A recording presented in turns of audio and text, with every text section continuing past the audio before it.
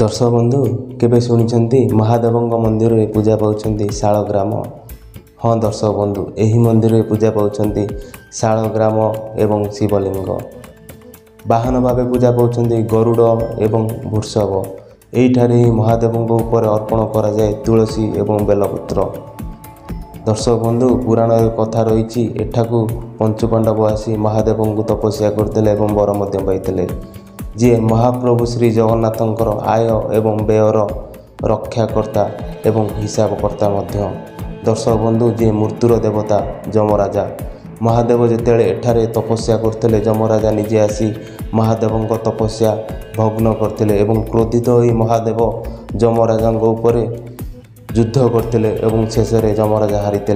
दर्शक बंधु आसतु जानिबा एही महादेव विषय। जय जगन्नाथ जय जम्बेश्वर। आम जम्बेश्वर सेवायत लोकनाथ भी सेवायत कान्हूचरण पंडा गौरवारसाई निवासी।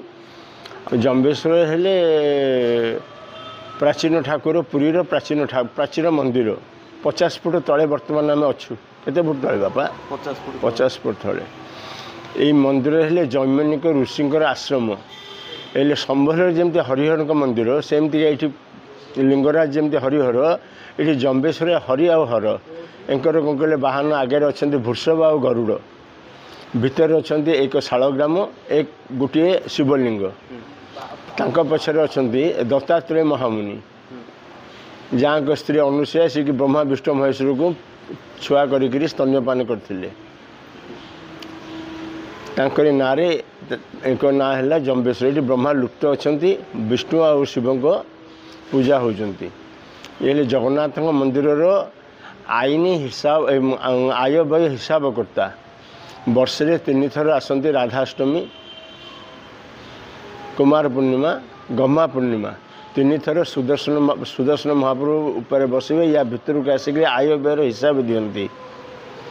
आमर चंपक द्वादशी जे कि रुकुणा हरण कलापर मदन मोहन महाप्रभु लक्ष्मी के सांग नहीं चंपक द्वादशी राति 2टा समय ये पहुँचले। तांकर पंचग्रासी जो नीति यही जगह संपूर्ण करा जाए। प्रति मास अमावास्या परदिन जो हुए प्रतिपदा सत्यनारायण महाप्रभु जाते समुद्र को। समुद्र आरती होती स्नान करती ये पाद धोईकी ये आसती। ये आसिक मधुर पानी जमुनिक जैमनी तीर्थ ये अच्छी यही जल कौन कले स्नान करी क्षयकरा भोग सारी मंदिर को प्रत्यावर्तन करती। ब्रह्मांकर 2 नारद गोटे पुत्र आ गोटे पुओ हेले कि से जैमिनिक ऋषि। जैमिनिक ऋषि नारद सबुआडे बुलती जैमिनिक ऋषि ब्रह्मा पाखे था। जो ब्रह्मा तपस्या करती से कौन कहले जैमिनिक ऋषि हंस सहित खेलती। खेलने समय हंसर आ जैमिनिक ऋषि एत आदान प्रदान प्रेमर भावर आदान प्रदान हो जाए। से परस्पर को जैमिनिक ऋषि जी प्रिय ब्रह्मांकर हंस भी से प्रिय।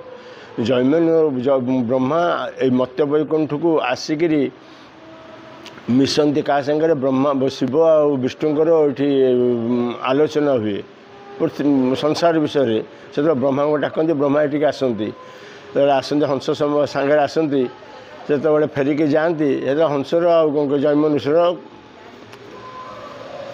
खेलती। तार नारद गोटे दिन आसिले देखिले जैमिनिक एकुटिया बस। अरे जैमिनिक बस बापा ना बापा जाइए हंस सांगे ना तुम हंस को सदाबे सी नहीं कि जाऊँ तुम तो गोटे दिन जाऊन नहीं बुलवाक।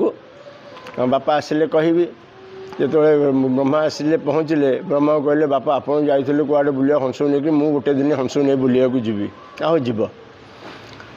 तापर गोटे दिन हंसर या जैमिन खेलला समय हंस को हंस शुणी थे जैमिन जानी तेणु 2 जन गला बेल आम जा बापा कड़े जाऊँ बुलिया आम टे जा चल बापा तो कहते पलैबा। यही समय 2 जन बाहर के यही जगह आसिक पहुँचा बेले से ब्रह्मा को ध्यान भंग है। विष्णु ब्रह्मा को डाकिले ब्रह्मा आसी देखिले हंस ना तेणु जैमिनिक भी नहांती तेणुक जापारे जे आसी पलैं नहीं बिना अनुमति नहीं हंस को जैमिनिक से दुई जन को कहले तुम जोटी अच्छे से पत्थर हो यही जगार से पत्थर हो जाते जैमिनी को हंस